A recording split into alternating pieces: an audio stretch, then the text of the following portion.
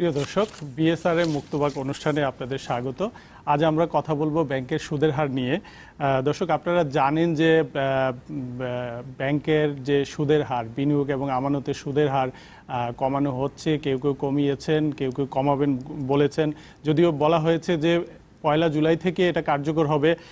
এর আগে প্রধানমন্ত্রী শেখ হাসিনা বিনিয়োগ, কর্মসংস্থান বাড়ানোর জন্য এবং প্রবৃদ্ধিকে টেকসই করার জন্য যে সুদের হার রয়েছে তা কমিয়ে আনার আহ্বান জানিয়েছিলেন ব্যাংক মালিকদের কাছে, এবং তারই প্রেক্ষিতে আমরা জানি যে ব্যাংক মালিকরা সুদের হার কমানোর একটা সিদ্ধান্ত নিয়েছে এবং অনেক ব্যাংক কার্যকর শুরু করেছে এবং অনেক ব্যাংক বলেছে যে তারা কার্যকর করবে, এবং সেটা 9% মধ্যে নামিয়ে আনার একটা কথা বলা হয়েছে, এবং আমানতের সুদের হার 6%।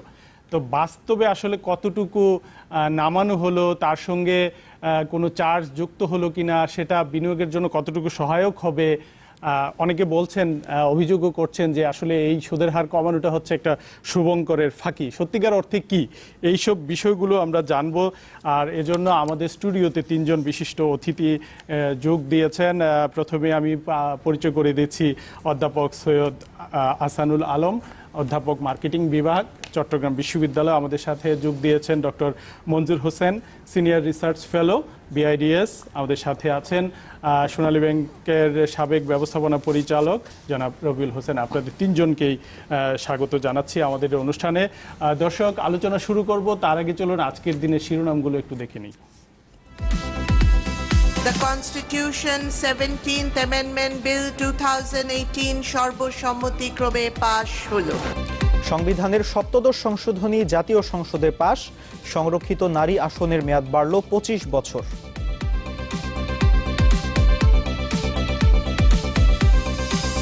জাতীয় চলচ্চিত্র পুরস্কারে আয়নাবাজির ভেলকি, আজীবন সম্মাননা পেলেন ফারুক ববিতা। সমাজ সংস্কারে চলচ্চিত্র নির্মাণের আহ্বান প্রধানমন্ত্রীর। ম্যাক্স হাসপাতালে র্যাবের অভিযান, অনিয়মের দায়ে 10 লাখ টাকা জরিমানা। প্রতিবাদে চট্টগ্রামের সব বেসরকারি হাসপাতাল বন্ধ। এবং কোটা সংস্কারে সরকারি কমিটির প্রতিবেদন, 15 কর্মদিবসের মধ্যে আন্দোলনে জঙ্গিবাদের মিল থাকার দাবি উপাচার্যের। কতগুলো সুস্পষ্ট ঘটনার পরিপ্রেক্ষিতে প্রতীয়মান হয় যে একটি বড় অপশক্তি ক্রিয়াশীল আছে। আমরা শিরোনামগুলো দেখলাম, এবার আমরা আলোচনায় যাচ্ছি। আমাদের শুরুতেই আমরা যেতে চাই অধ্যাপক ডক্টর আহসানুল আলম, আপনার কাছে। আপনি তো, আমরা জানি যে বেসরকারি ইসলামী ব্যাংকের ভাইস চেয়ারম্যানের দায়িত্ব পালন করেছেন, এবং আপনি দীর্ঘদিন ব্যাংকিং খাত নিয়ে অনেক কাজ করছেন, কথা বলছেন। তো আমরা শুরুতে জানতে চাইব, এই যে সুদের হার কমানো হলো, একটাই উদ্দেশ্য যে দেশে বিনিয়োগে গতি পাবে। আমরা এই যে আমরা দেখছি কম বেশি 7.5% জিডিপি প্রবৃদ্ধি অর্জন হচ্ছে, এবং যদি বিনিয়োগ না হয় তাহলে এই ধারাটা সামনের দিকে এগোবে না এবং এটা টেকসই হবে না। আপনার কি মনে হয়, এই যে সুদের হার কমানোর একটা আহ্বান সরকারের শীর্ষ মহল থেকে এবং তাতে রেসপন্স করেছেন, সেই সার্বিকভাবে বিষয়টাকে কিভাবে দেখছেন? আপনার মাধ্যমে আপনাদের সব দর্শককে সালাম। এখন আমি যদি খুব সংক্ষেপ করে বলতে চাই, তাত্ত্বিকভাবে থিওরিটিক্যালি আপনার ইন্টারেস্ট রেট কমলে শিল্পায়ন এবং অন্যান্য বিনিয়োগ বাড়ে, এটা ধরে নেওয়া হয়, এবং আমাদের দেশের মাননীয় প্রধানমন্ত্রী সেই আলোকেই আপনার এইরকম অনুরোধ রেখেছে যেন bank, private bank, public bank সুদের হার কমিয়ে আনে। কিন্তু এটা মাননীয় প্রধানমন্ত্রীর অত্যন্ত মহৎ বা হলিস্টিক একটি আহ্বান, কিন্তু যখন আপনি ভিতরে দেখি তখন আমার কাছে যেটা মনে হয় যে ব্যাংকগুলো যদি সুদের হার কমায়ও, যেটা আপনি বলছেন কোনো ব্যাংক কমাবে বলছে, কেউ কমিয়েছে। এখন ব্যাংকগুলোকে আগে কিন্তু এই কর্পোরেট ট্যাক্স 2.5% কমিয়ে দেওয়া হয়েছে। তার মানে আদার থিংস রিমেনিং সেম। তাদের যদি গত বছরের আফটার ট্যাক্স মুনাফা যেটা ধরি, তাহলে এই 2.5% কমে যাওয়ার জন্য তাদের 2.5% প্রফিট বাড়বে। If somebody loses money, bad NPL করে, আমি ওগুলো বলছি না, আদার থিংস রিমেনিং সেম। তাহলে এখন যদি তারা সুদ কমানোর ছলনা করে, না 9তে আনে বা ইত্যাদিতে আনে, এটা কোনো শিল্পায়নে কখনো সহায়তা করবে না বলে আমি বিশ্বাস করি। আপনার কাছে আপনার ছলনা মনে হলো কেন বলছি ছলনা আসতেছি। প্রথম কথা, আমি ইকোনমিক্সের তাত্ত্বিক কথায় আসি। আমাদের দেশে যে এই আপনি যেভাবে জিনিসটাকে উঠিয়ে ধরেছেন, আমি প্রশ্ন করতে চাই, আমাদের দেশে এইভাবে সিঙ্গেল ডিজিটে ব্যাংক রেট নিয়ে আসা প্রচেষ্টা কিন্তু এবার প্রথম নয়। আমার জানার মতে আরও কয়েকবার এভাবে অনুরোধ করে রাষ্ট্রের অনুরোধে রেগুলেটরের অনুরোধে সিঙ্গেল ডিজিট আনা হয়েছে। এখন আপনি আমাকে বলেন আপনার কাছে কোনো স্ট্যাটিস্টিক্স আছে কি না, বাংলাদেশ রেগুলেটর বাংলাদেশ ব্যাংকের কোনো স্ট্যাটিস্টিক্স আছে কি না যে আমরা অনুরোধ করে চাপাচাপি করে সিঙ্গেল ডিজিটে এনে এই পরিমাণ শিল্পায়ন হয়েছে। জিডিপিতে যেগুলো গ্রোথ হচ্ছে ওগুলো অন্যান্য পিপল ফ্যাক্টর, পাবলিক ফ্যাক্টর থেকে এগুলো হচ্ছে। এখন আমার কাছে কেন ছলনা মনে হচ্ছে? আমার কাছে ছলনা মনে হচ্ছে, আমার কাছে তথ্য আছে যে এই আপনার স্ট্যান্ডার্ড চার্টার্ড ব্যাংক বা এই ধরনের বিদেশি ব্যাংকগুলো যেভাবে তাদের প্রফিট ম্যাক্সিমাইজ করতো, সেইভাবেই আমাদেরই কিছু কিছু ব্যাংক হিডেন চার্জেস আরোপ করার ব্যবস্থা গ্রহণ করেছে। এবং হিডেন চার্জেসগুলো হয়তো লোন প্রসেসিং ফিজ হিসাবে আসবে, হয়তো আপনার সার্ভিস চার্জ বলেই আসবে। তো এই তারা করুক, আলটিমেটলি এই ইন্টারেস্ট রেট কমানোর কোনো সুফল জনগণ পাবে না এবং অর্থনীতিও পাবে না, এবং এটা একটা শুভঙ্করের ফাঁকি। এবং আমি মনে রাখি যে মাননীয় প্রধানমন্ত্রীকে খুশি করার জন্য সামনে যেহেতু নির্বাচন আছে, ব্যাংকার্সরা এই ধরনের একটি ছলনা, মানে আপনি বলতে চাচ্ছেন যে সত্যিকার অর্থে যে উদ্দেশ্যে যে ব্যাংক ইন্টারেস্ট রেট কমানোর যে আহ্বানটা, সেটা লোক দেখানো অনেক ক্ষেত্রে। আমরা এবার একটু ডক্টর মঞ্জুর হোসেন আপনার কাছে জানতে চাইবো, আপনার কি মনে হয় ব্যাংকের সাধারণত ইন্টারেস্ট রেট ডিমান্ড সাপ্লাইয়ের উপরে অনেক কিছু ডিপেন্ড করে, যে আপনি কততে আমানত গ্রহণ করছেন এবং কততে আপনি বিনিয়োগ করবেন সেটা ব্যাংক হিসেবে।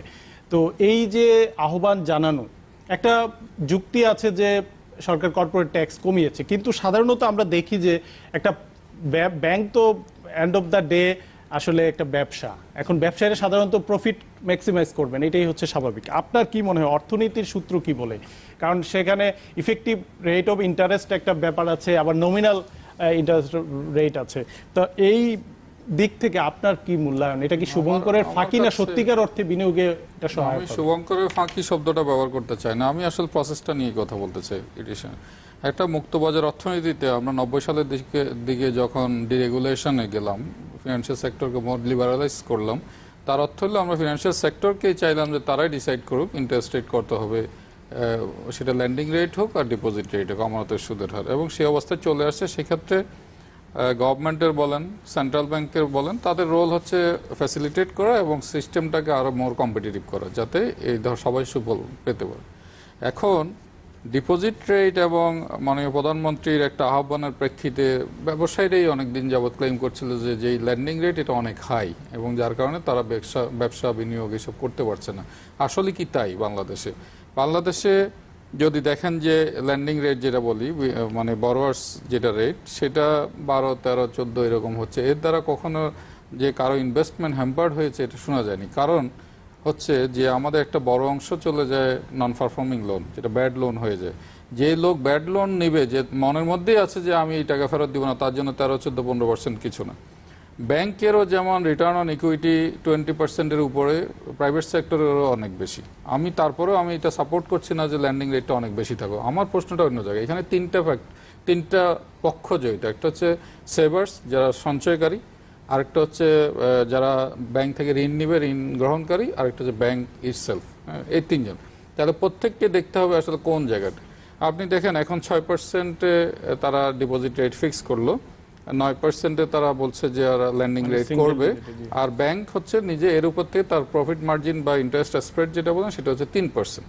এখন ব্যাংক যে ল্যান্ডিং দেয়, এটাকে আমরা বলি লোনেবল ফান্ড, সেটা আসে করতে ডিপোজিটরের মানি থেকে। এন্ড ডিপোজিটর কি 6% রেটে বাংলাদেশে এখন ডিপোজিট করতে আগ্রহী হবে কিনা, সেটা হচ্ছে বড় জিনিস। ব্যাংক তো আর নিজে টাকা, লজিক্যাল বিষয় আছে, আবার সঞ্চয়পত্র না। এখন আমি সেটাই বলছি, আমার অর্থনীতি কি সাপোর্ট করে কিনা, আমার alternative mode of savings instrument কি কি আছে। একটা আছে সঞ্চয়পত্র, সেখানে 11.5 থেকে 12% রেটে সরকার ঋণ নিচ্ছে, ডিপোজিট নিচ্ছে। এখন আমি কি 6%-এ দিব না আমি 12%-এ যাবো? ডেফিনেটলি আমি 12%-এ যাবো। তো কারা যাবে? যারা লং টার্ম ডিপোজিটটা করতে পারে, সেরকম যাদের অতিরিক্ত সঞ্চয় আছে, তারাই যাবে সঞ্চয় করতে।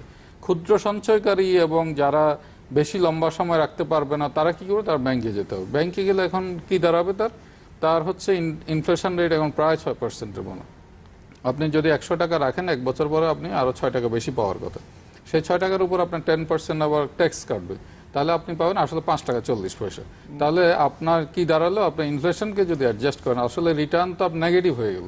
মানে রিয়েল টার্মে সে মানে কোনো আমি বেনিফিট পাচ্ছে না। এই রিটার্নে যারা একটু চালাক লোক সে কখনোই ব্যাংকে টাকা রাখতে আগ্রহী হবে না। তাহলে সে কি হবে, তার অল্টারনেটিভ সোর্স কি হয়, সেভিংস ইনস্ট্রুমেন্টে যাবে, মানে যেটা ন্যাশনাল সেভিংস সার্টিফিকেট যেটা বলে সঞ্চয়পত্রে যাবে। অনেকে তো বলে যে এই ক্ষেত্রে অনেক এমনও হতে পারে যে ব্যাংকে টাকা রাখার প্রবণতাও কমে যাবে। সেটাই বলছি। এখন তাহলে কি হবে, এখন অনেকেই বলে যে সঞ্চয়পত্রে যে টাকা রাখে এটাও তো প্রাইভেট ব্যাংকে আবার ফিরে আসবে, সরকার তো আর এগুলো ধরে রাখতে পারবে না, বা সরকারি ব্যাংকগুলো সঞ্চয়পত্রতে বিনিয়োগ করে। তাহলে কি হবে, সে 11-12% ডিপোজিট কালেক্ট করে তাকে আবার 6% সাথে বিনিয়োগ করবে না, করলে তাহলে কি হবে, আরো 5% তাকে এডিশনাল ভর্তুকি দিতে হবে। এই ভর্তুকিটা কোথা থেকে আসবে, হয় ট্যাক্স পেয়ার্স মানি থেকে আসবে, অন্য জায়গায়। এখন আমি যদি মানে সহজ ভাষায় বলি, এই ধরনের সিচুয়েশন যেটা দাঁড়াবে, আপনি যেটা বলছেন, হয়তো মানুষ ঘরে না রাখুক, অন্যান্য হয়তো ডিউরেবল অ্যাসেটে ইনভেস্ট করতে পারে, সে ফরেন কারেন্সি কিনতে পারে, সে স্বর্ণ কিনতে পারে, সে অন্যান্য জায়গায় বিনিয়োগ করতে পারে, ছোট ডিপোজিটের যারা। তাহলে কি দাঁড়াবে, ব্যাংকের সাপ্লাই অফ লোনেবল ফান্ডস কমে যাবে। ইফ ইট ইজ সো, তাহলে সে লোন দিবে কোথায়, লোন দেওয়ার মতো অর্থটা কোথা থেকে? দিন শেষে তার আসলে তার মেইন বিনিয়োগ তো হচ্ছে সে বিনিয়োগ করবে। এটা এমন এক সময় এই সিদ্ধান্তটা আসলো যখন কিন্তু মার্কেটে লোনেবল ফান্ডস এর ঘাটতি ছিল, ব্যাংকগুলো কিন্তু খুব অ্যাগ্রেসিভলি ডিপোজিট কালেক্ট করছিল, প্রায় 10% অর অ্যাবাভ রেটে। আসবো এইবার একটু জনাব রবিউল হোসেন, আপনার দীর্ঘদিনের ব্যাংকিং খাতে অভিজ্ঞতা, আপনি সোনালী ব্যাংকের ব্যবস্থাপনা পরিচালক সহ রাষ্ট্রায়ত্ত আরো কয়েকটি ব্যাংকের ইয়েতে কাজ করেছেন, ব্যবস্থাপনা পরিচালক হিসেবে দীর্ঘদিনের অভিজ্ঞতা আছে। আপনার সাথে কথা বলবো, তার আগে আমরা একটা দর্শকের ফোন নিয়ে নিব। দর্শক নাম বলে আপনার প্রশ্নটি করুন। জি, জি, আমি কিশোরগঞ্জ থেকে বলছি। জি, আমার বাবা একজন স্কুল টিচার, তো উনি আপনার টিভির ভলিউমটি একটু কমিয়ে নেন, এরপর প্রশ্নটি করুন। জি জি, তো উনি ওনার কিছু টাকা পারিবারিক সঞ্চয়পত্রে রেখে দেন নাকি, তো সেটা আমাদের ফিউচারের জন্য অ্যাকচুয়ালি। এখন এটাকে প্রায় আমরা কিছু বিব্রতকর পরিস্থিতিতে পড়ি, সেটা হচ্ছে এটাকে আমি বিনিয়োগটাকে এটাকে আমি হালাল বলবো না হারাম বলবো? যে আমরা আলোচনা করছি এইসব সার্বিক বিষয় নিয়ে, আপনি থাকুন আমাদের সাথে। জনাব রবিউল হোসেন, আপনার সাথেই কথা বলছিলাম। এই যে সুদের হার কমানোর প্রথমত প্রক্রিয়াটা কতটুকু মানে যৌক্তিক, এবং সেটা বিনিয়োগে বা কতটুকু সহায়ক হতে পারে, আপনার অভিজ্ঞতা কি বলে? ধন্যবাদ আপনাকে। আসলে বেচা কিনার ব্যাপার, ব্যবসার ব্যাপার, একটা ব্যবসায়ী তার মাল কত দামে বিক্রি করবে সেটা নির্ভর করবে ডিমান্ডের উপরে এবং তার কোয়ালিটি অফ গুডসের উপরে। তো সেই দিক দিয়ে বিবেচনা করলে যে আমার প্রোডাক্ট কত দামে বিক্রি হবে সেটা আমাকে হিসাব করে করতে হবে।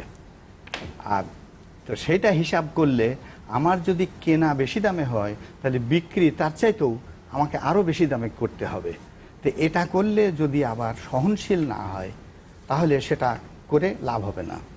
আবার অপরদিকে যদি আমরা দেখা যায় যে আমাদের দেশে কি হয়, এই যে ব্যাংকের থেকে লোন নিয়ে মানুষ ইন্ডাস্ট্রি করে, বিদেশে কিন্তু এরকম নয়, স্টক মার্কেট থেকে।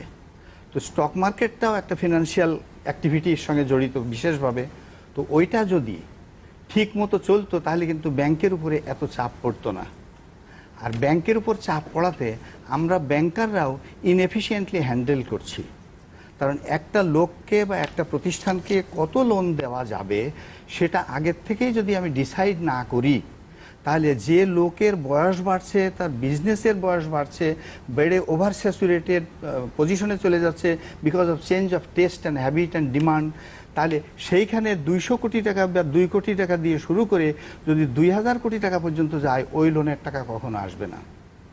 আর দ্বিতীয়ত হচ্ছে যে আমি যখন লোন দিচ্ছি বেশি ইন্টারেস্ট রেটে, আসলে কি পাচ্ছি? আমাদের ডিফল্ট রেট কত? এখন অনেক বেশি। আমরা যেটা দেখাচ্ছি সেটা হয়তো ঠিক না।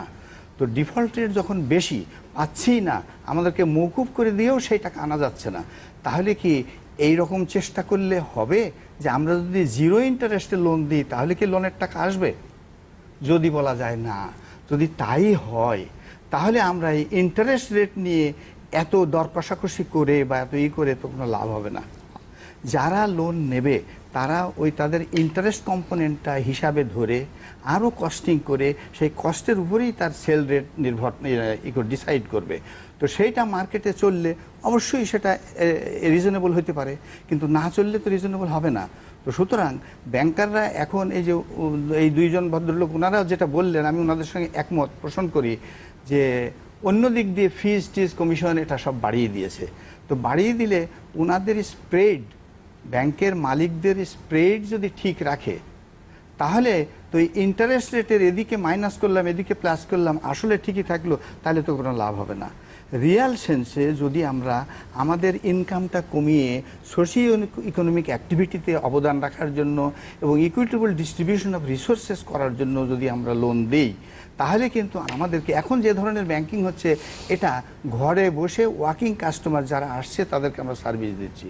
তো এটা করলে তো এরকমই হবে। আমরা যদি মার্কেটে ঢুকে কারা কারা লোন পাওয়ার যোগ্য, কালকেই যেমন একজন আমাকে বলল যে আমরা 2 লাখ টাকার লোন ছেলে দেবে না, এ সিকিউরিটি লাগবে, ও সিকিউরিটি লাগবে, ও সিকিউরিটি লাগবে, তখন 2000 কোটি টাকা দিয়ে দেবে, 200 কোটি 500 কোটি টাকা দিয়ে দেবে যেখান থেকে টাকা আসবে না।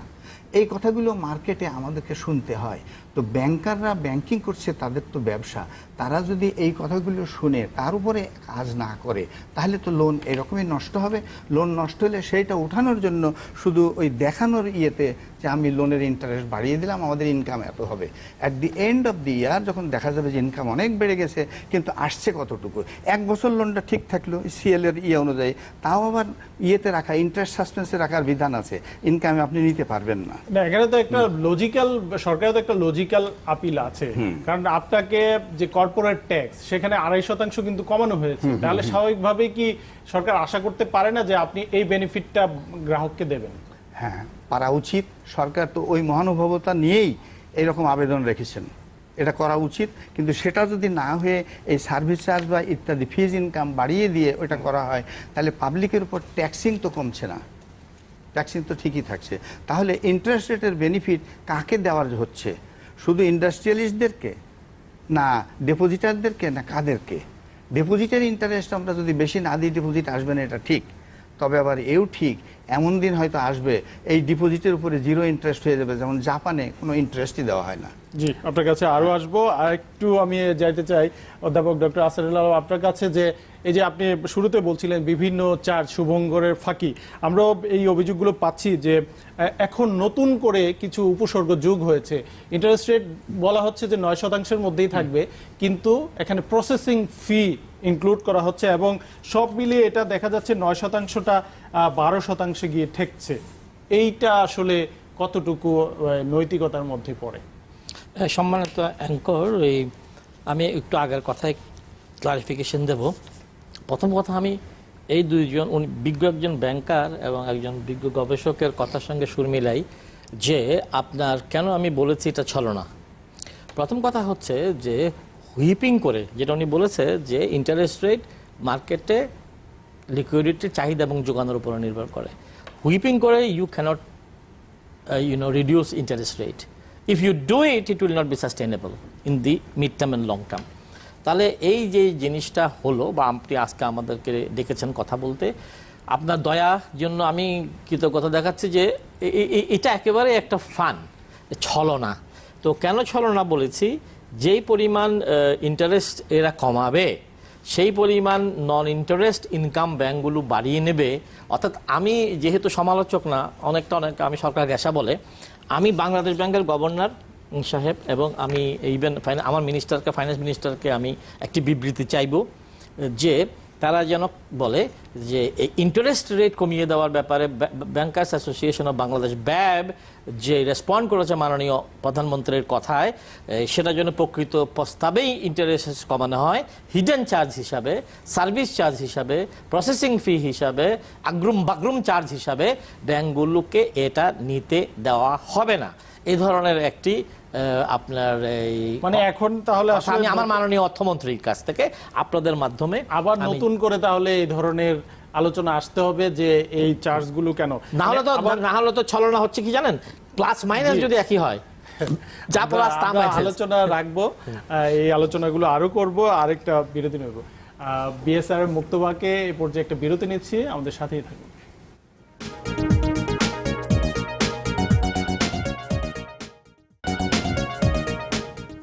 প্রিয় দর্শক, বিরতির পর আবার স্বাগত। দেখছেন বিএসআর মুক্তবাক। আমরা কথা বলছিলাম সুদের হার নিয়ে। আমাদের সাথে তিনজন বিশিষ্ট অতিথি রয়েছেন, আমরা কথা বলছি। এ পর্বে কথা বলছি ডক্টর মঞ্জুর হোসেন। আপনার কাছে আসছিলাম যে এই যে চার্জের কথা আসছে, আমরা আগে যে বিষয়গুলো দেখিনি, একটাই শুধু ছিল যে ইন্টারেস্ট রেট, কিন্তু যেহেতু ইন্টারেস্ট রেট কমানো হচ্ছে, এখন পেছনে যে চার্জের আমরা একটা তালিকা আমরা দেখেছি, বাংলাদেশ ব্যাংকের একটি তথ্য আমার কাছে আছে, সেখানে আমরা দেখছি যে ঋণ যে প্রক্রিয়ার যে ফি, লোন প্রসেসিং ফি, সেটা এখন বলা হচ্ছে বেসরকারি ব্যাংকে 1% থেকে 1.5% পর্যন্ত। আবার সরকারি ব্যাংকের ক্ষেত্রে বলা হচ্ছে 10 কোটি টাকা পর্যন্ত 1 লক্ষ টাকা চার্জ দিতে হবে। এরকম আরো নানান রকম চার্জ আছে। তো সেটা কতটুকু আসলে এটা কি বিনিয়োগের ক্ষেত্রে সহায়ক হবে? এই ফিসটা কারা ডিটারমাইন করছে বা কারা?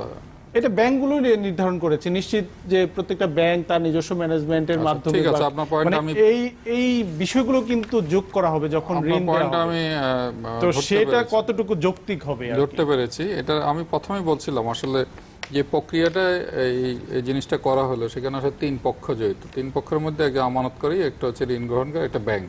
এখন ব্যাংক কিভাবে এটা ডিটারমাইন করলো বা এটার দ্বারা কি হয়? যেমন আমি যদি 6% ডিপোজিট রেট ধরি আর 9% যদি ল্যান্ডিং রেট ধরি, তাহলে ব্যাংকের স্প্রেড বা প্রফিট মার্জিন হচ্ছে 3%। এটা কিন্তু উন্নত দেশের জন্য একমাত্র ফিজিবল, যেসব দেশে তারা ক্যাপিটাল মার্কেট অনেক ডেভেলপড, অন্যান্য সেভিংস ইনস্ট্রুমেন্টস আছে, বা বরোয়িং করতে তারা বিদেশ থেকে করতে পারে, বিভিন্ন জায়গা থেকে করতে পারে ইনভেস্টররা। সেই সব জায়গায় 3% কেন? ডিপোজিট এবং ল্যান্ডিং রেটের অলমোস্ট সেম, সেখানে কিন্তু ইন্টারেস্ট রেট স্প্রেড খুব কম। তা আমাদের মতো দেশে ডেভেলপিং কান্ট্রিগুলোতে 5%কে মোটামুটি স্ট্যান্ডার্ড ধরা হয়, তাহলে ব্যাংকগুলো ব্যবসা করতে পারে, উভয় পক্ষই খুশি থাকে। তার উপর আমাদের দেশে কি হচ্ছে, সমস্যা হচ্ছে যে কিছু ঋণ যায় যেগুলো আর ফেরত আসে না, সুতরাং এটারও কস্ট কিন্তু বেয়ার করতে হয় ব্যাংকে। এখন সেই দিক থেকেই আমাদের কাছে মনে হচ্ছিল যে একটু আগে উনি বলছিলেন যে রেটটা ইন্টারেস্ট ক্যাপটা বসানো হলো, বা এটা ব্যাংকের পক্ষ থেকেও বাংলাদেশ ব্যাংকের পক্ষ থেকেও এটা সাস্টেইনেবল না। এবং না, তার প্রমাণ হচ্ছে আপনি যেটা বললেন যে এখন তারা ইন্টারেস্ট রেট বলছে 9%, কিন্তু ঋণ নিতে গেলে তারা আরও বিভিন্ন রকমের চার্জ বসিয়ে এটাকে 12% পর্যন্ত নিয়ে যাবে। আলটিমেটলি তার স্প্রেডটা সে 5 থেকে 6-7% পর্যন্ত করবেই নন ইন্টারেস্ট ইনকামের জন্য। এখন ইফ ইট ইজ সো, তাহলে কি হলো? তাহলে আলটিমেটলি যেটা সরকারের পক্ষ থেকে চাওয়া হলো যে সিঙ্গেল ডিজিটে ইন্টারেস্ট রেট আসুক, এটা আসলে ওই নামেই থাকলো, কিন্তু প্রকৃতপক্ষে সেটা আর থাকবে না। তাহলে সবচেয়ে ক্ষতিগ্রস্ত হচ্ছে কি ডিপোজিটর। তার জন্য কিন্তু আর কোনো অপশন নেই, সে 6% বা আরও নিচে রাখতে হবে। এখন সেটাই আমি বলছি, ডিপোজিটরের জন্য যেটা দেওয়া হলো সেটাও কতটুকু ফিজিবল, সেটাও ইকোনমিক সেন্সে রিয়েল টার্মে আসলে ফিজিবল না। সেটা জনগণের জন্য এটা ক্ষতিগ্রস্তই হতে হবে। সেই ক্ষেত্রে আসলে আদার অপশনের দিকে হয়তো এখন যেটা হলো যে আমাদের এখন, আমি ব্যক্তিগতভাবে মনে করি যে এটা শর্ট টার্মে কিছুদিনের জন্য এটা চলতে পারে, লং টার্মে এটা সাস্টেনেবল না, আমার নিজের ব্যক্তিগত মতামত। কিন্তু অ্যাট দ্য সেম টাইম যদি সরকার সত্যিকার অর্থেই, সরকার বলেন ব্যাংকার বলেন, তারা যদি মনে করে যে এই রেটটাকে তারা রাখবে এবং রাখতে চায়, অবশ্যই 9% রেট থাকলে এটা ভালো, অনেকের জন্য ভালো, ইনভেস্টরদের জন্য ভালো। অ্যাট দ্য সেম টাইম ডিপোজিটরদের ইন্টারেস্টও দেখতে হবে। তাহলে কি করতে হবে? ডিপোজিটের জন্য অল্টারনেটিভ যে সোর্স অফ ডিপোজিটের যেসব সোর্স অফ সেভিংস ইনস্ট্রুমেন্টস আছে, সেগুলোকে আসলে আরও মানে এক্সপান্ড করা, তাদেরকে আরও মানে অ্যাক্সেসিবল করা, সেই জিনিসগুলোর প্রতি মনোযোগ দিতে হবে। এখন অনেকেই বলেন যে অর্থনীতির জন্য আসলে যে ন্যাশনাল সেভিংস সার্টিফিকেট যেটা আছে সেটা 11.5% রেখে ব্যাংকিং সেক্টরে 6% কতটুকু সম্ভব, সেটাও কিন্তু ফিনান্সিয়াল সেক্টরের জন্য ভালো কিছু না। তাহলে কি করতে হবে? তাহলে হয় এটাকে আরো অ্যালাইন করতে হবে ব্যাংকিং সেক্টরের সাথে, অথবা ব্যাংককে এটার সাথে যাইতে হবে, না হলে তো তার পক্ষে ডিপোজিট মোবিলাইজ করা সম্ভব না।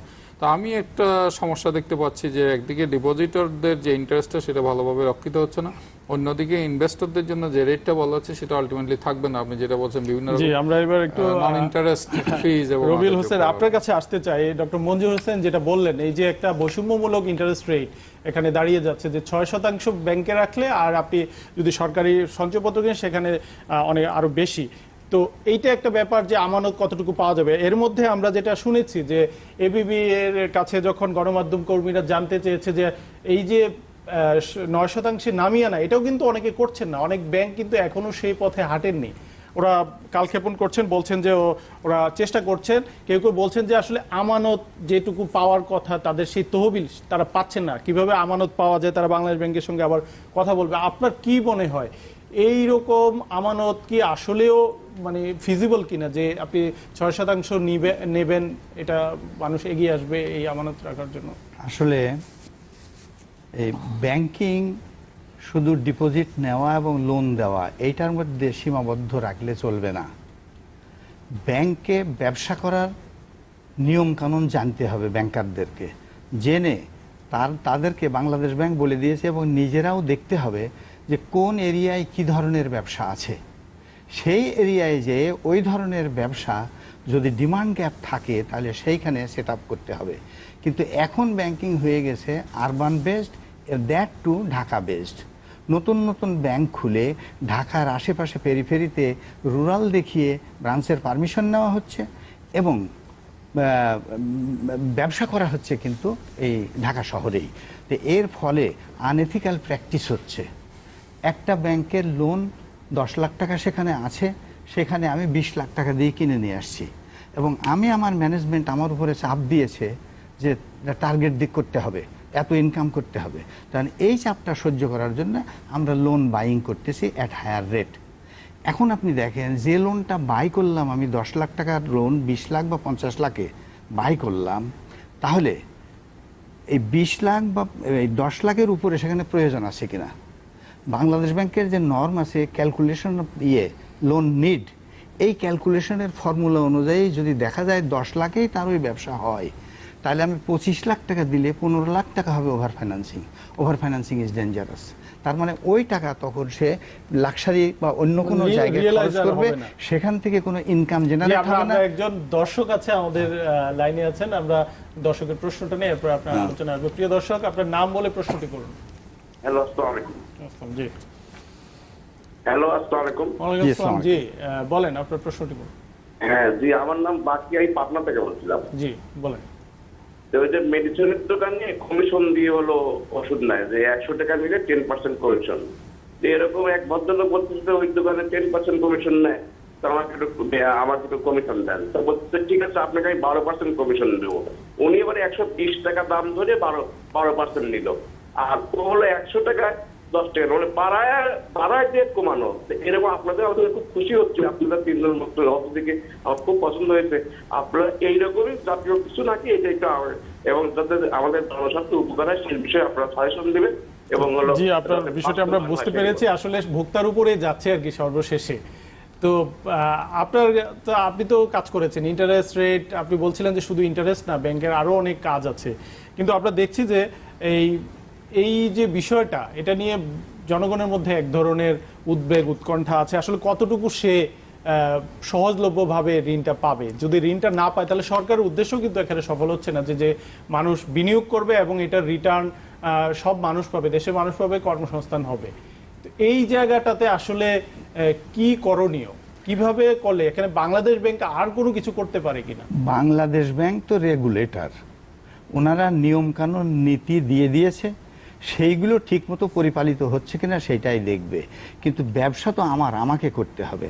আমি কোন জায়গায় ব্যবসা আছে দেখুন, এখনও কিন্তু অনেকে মহাজনের কাছ থেকে অনেক বেশি রেটে লোন নেয় তার ব্যবসার প্রয়োজনে। কেন নেয়? কারণ ব্যাংক থেকে পর্যাপ্ত লোন পায় না। তাহলে আমি যখন একটা লোককে পর্যাপ্ত লোন দিচ্ছি না, তখন আন্ডার ফাইন্যান্সিং হয়ে যাচ্ছে। সেটা ইট ইজ ক্রাইম হচ্ছে জন্যই তাকে আমি পুশ করতেছি লেন্ডার মহাজনের কাছ থেকে হায়ার রেটে লোন নিতে। তাহলে হায়ার রেটে যখন সে লোন নিচ্ছে, অবভিয়াসলি তার প্রোডাক্টের কষ্ট বেশি হয়ে যাচ্ছে এবং তার জন্য কিন্তু এফেক্টেড হচ্ছে ইউজাররা। তো এই সমস্ত জিনিস বন্ধ করতে হলে যা করা দরকার সেটা হচ্ছে ওই ব্যাংকের থেকে বের হয়ে আমাদেরকে খুঁজে বের করতে হবে।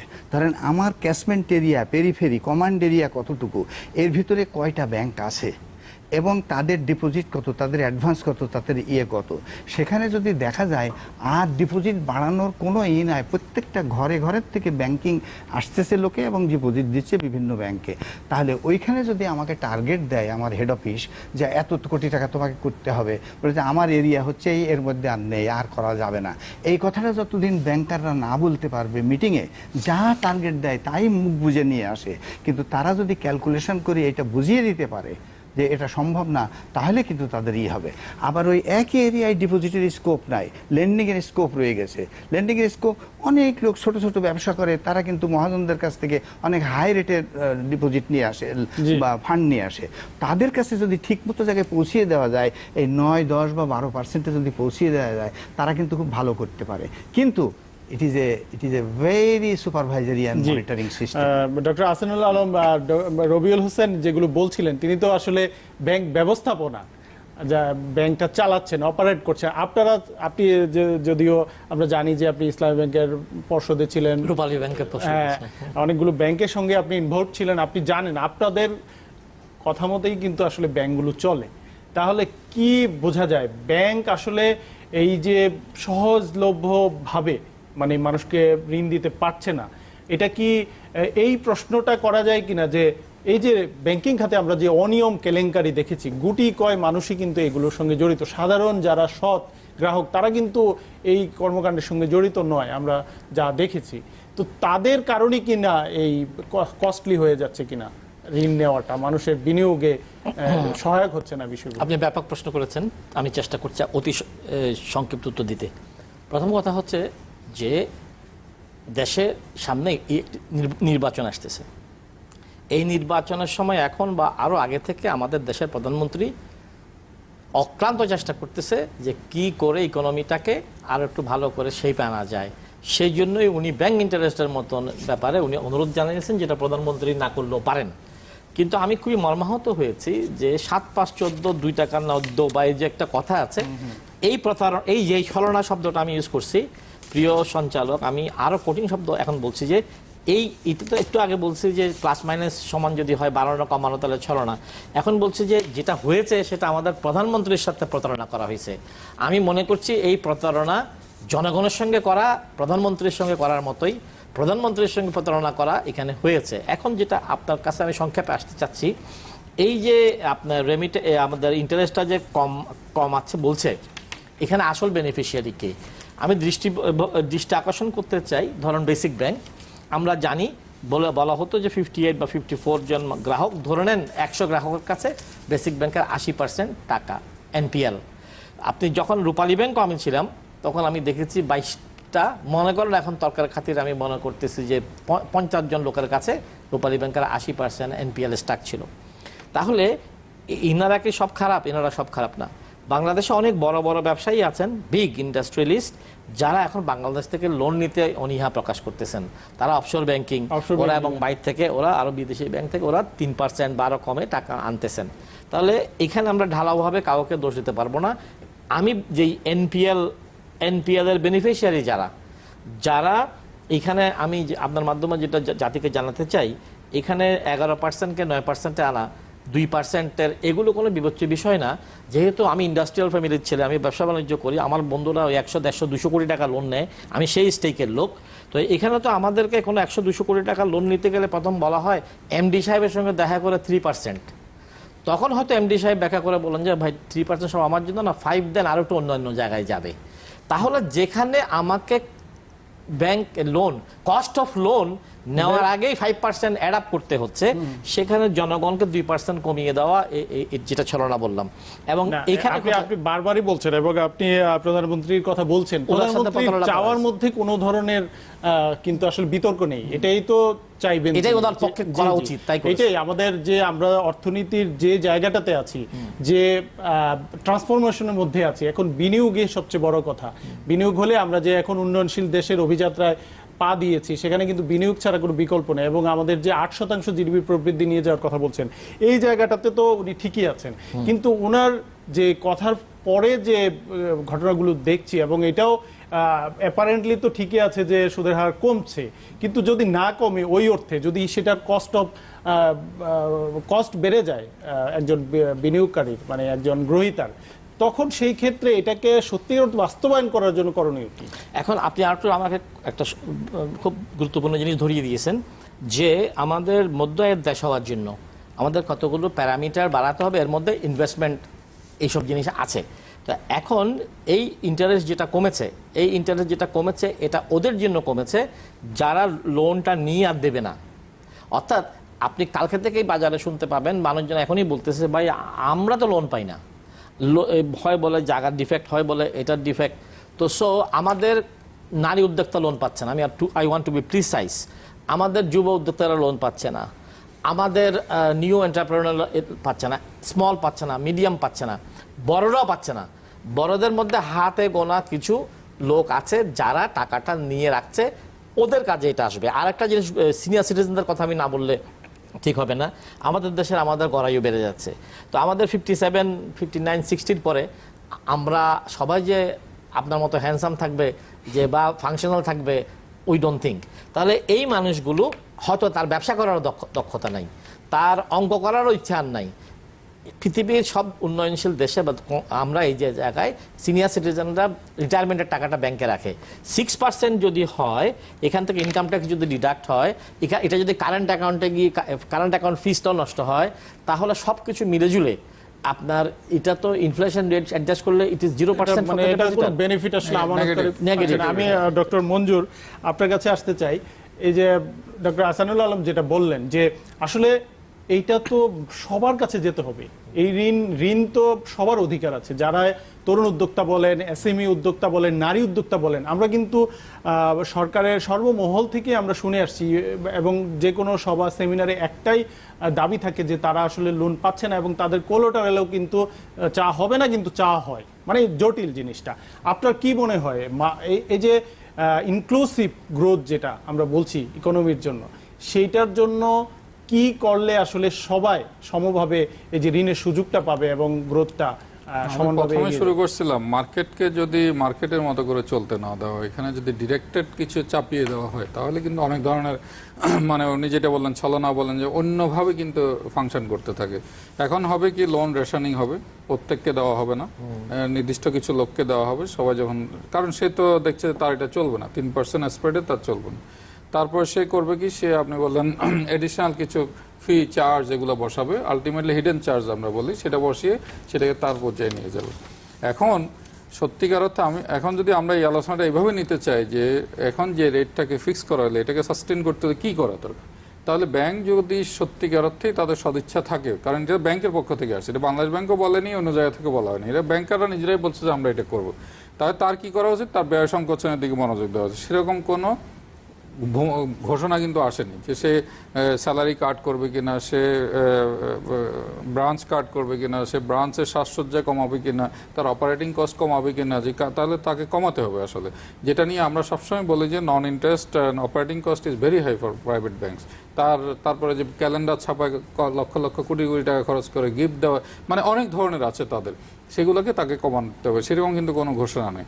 তারপরে খেলাপি ঋণ তাকে কমাতে হবে, ডেফিনেটলি এটা জিরো পর্যায়ে নিয়ে আসতে হবে, সেইরকম কোনো, এই জায়গাটাই তো সবচেয়ে গুরুত্বপূর্ণ। এই জায়গাগুলোই হচ্ছে খেলাপি ঋণটা যে কমানো যাচ্ছে না, বরং রুই কাতলাদের কাছে আসলে বেশি চলে যাচ্ছে, এই জায়গাটাতে আসলে আমি যেটা বলবো যে মাননীয় প্রধানমন্ত্রী রাইটলি এদেরকে বলেছেন এটা সিঙ্গেল ডিজিট আনার জন্য, অর্থনীতির ভালোর জন্য বা ইনভেস্টমেন্ট বাড়ানোর জন্য। অ্যাট দ্য সেম টাইম মাননীয় প্রধানমন্ত্রী বা সর্বোচ্চ মহল থেকে এটাও আসা, একটা ডিরেক্টিভ আসা যে খেলাপি ঋণ জিরো পর্যায়ে আসতে হবে, কারো ঋণ নিয়ে মেরে দিতে পারবে না। এই ধরনের ঘোষণার সাথে যদি থাকে তাহলে কিন্তু ব্যাংকগুলো অনেক কমফোর্টেবলি কিন্তু তারা বিজনেস করতে পারে।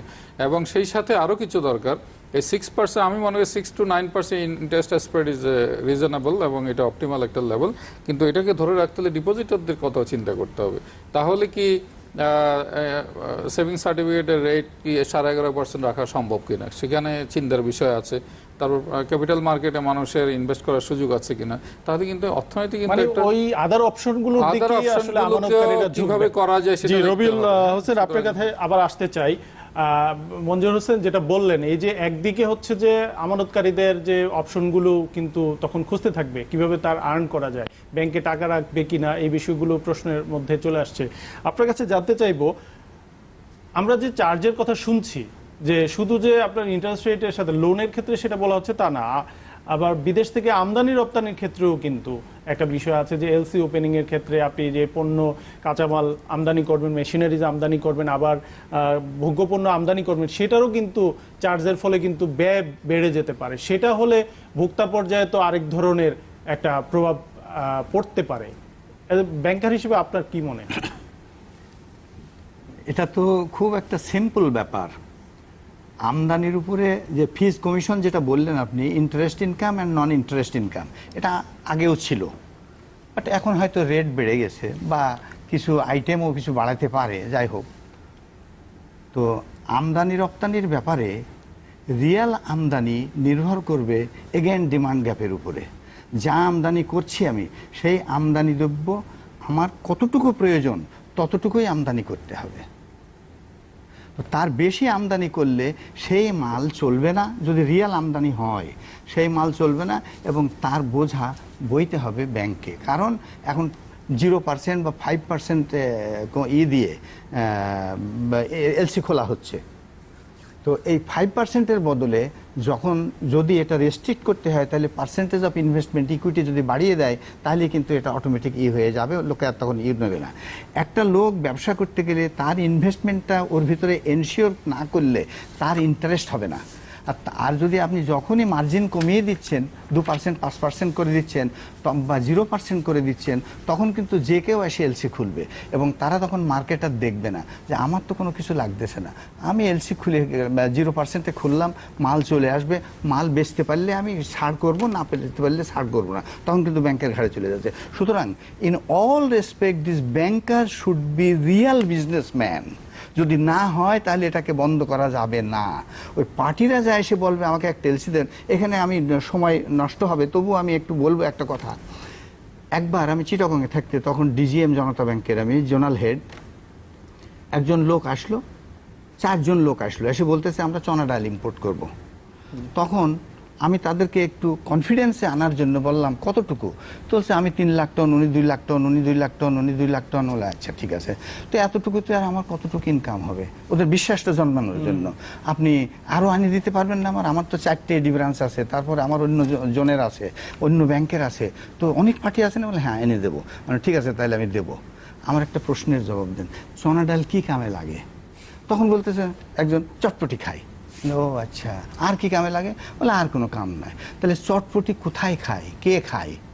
বিষয়টা হলো যে আসলে যেটা ইকোনমিক্যালি মানে আমার ইম্প্যাক্ট ফেলবে বেশি, আমার প্রোডাকশনে, আমার কর্মসংস্থান ইত্যাদিতে, এই বিষয়গুলোকে গুরুত্ব দিয়ে কিন্তু বিনিয়োগের ক্ষেত্রেও, এলসি ওপেনিং এর ক্ষেত্রেও বিষয়গুলো। না, আপনি আমাকে থামিয়ে দিলেন, এটা বলতে দিলেন, এর ভিতরে কিন্তু ব্যাংকিং আছে, রিয়াল ব্যাংকিং আছে, রিয়াল ব্যাংকিং আছে। যখনই আমি তাকে ধরে ফেললাম, ও বলল ও কথা আর বলেন না স্যার, এটা পাসার হয়ে যাবে ইন্ডিয়ায়। I am the last man to give you this LC. আমার হার্ড অ্যান্ড ফরেন কারেন্সি আমি কিছুতেই পাসার হতে দেবো না, আমি এলসি দেবো না। তখন সে আমার এমডি, ওখানে জিএম ছিল, উনি চিটাগংয়ের বেশ, নুরুল্লাহ সাহেব, উনি চেনেন, তো ওনাকে যেও কমপ্লেন করে কিছু করতে পারে না, এমন একটা পয়েন্ট। তা আমার মতন একটা ডিজিএম হেড অফিসে এসে হয়তো কমপ্লেন করলেও কেউ আমলে দিতে পারে না। তার কারণ জেনুইন হতে হবে, আপনার নিডটা, ব্যাংকিং জানতে হবে ব্যাংকারদেরকে, জানলেই তখন এরকম প্রশ্ন করলে যত বড় বাঘা হোক না কেন, পার্টি হোক না কেন, সে তখন ইল্ড করতে বাধ্য। যে আপনি যথার্থই বলেছেন, কিন্তু আমরা ব্যাংকিং খাতে যে অনিয়ম, দুর্নীতি, কেলেঙ্কারি, এত সব বিষয় দেখলাম, এটা কিন্তু এই অনেকের, মানে সবাই না, সবাই হলে তো আর ব্যাংকিং খাত টিকতো না, কিছু কিছু মানুষের জন্যই কিন্তু এই ঘটেছে। তো যাই হোক, আপনাদের 3 জনকেই ধন্যবাদ। আপনারা বেশ কিছু বিষয় সামনে নিয়ে এসেছেন, যে সুদের হার কমানোর যে ইতিবাচক দিক যেমন আছে, এবং সেটা যেন সুষ্ঠু সুন্দরভাবে বাস্তবায়ন হয়, এর ফলেই কিন্তু অর্থনীতিতে যে উদ্দেশ্যে সরকার এটা করেছে সেটার সুফল পাওয়া যাবে, না হলে কিন্তু সেটার সুফল হয়তো পাওয়া যাবে না, এবং এই নিয়ে নানান মহলে প্রশ্ন থাকবে। আপনাদেরকে অসংখ্য ধন্যবাদ। প্রিয় দর্শক, শেষ করব বিএসআরএম মুক্তবাক। দেখা হবে আগামী পর্বে অন্য অতিথির সাথে। সে পর্যন্ত ভালো থাকুন, সুস্থ থাকুন।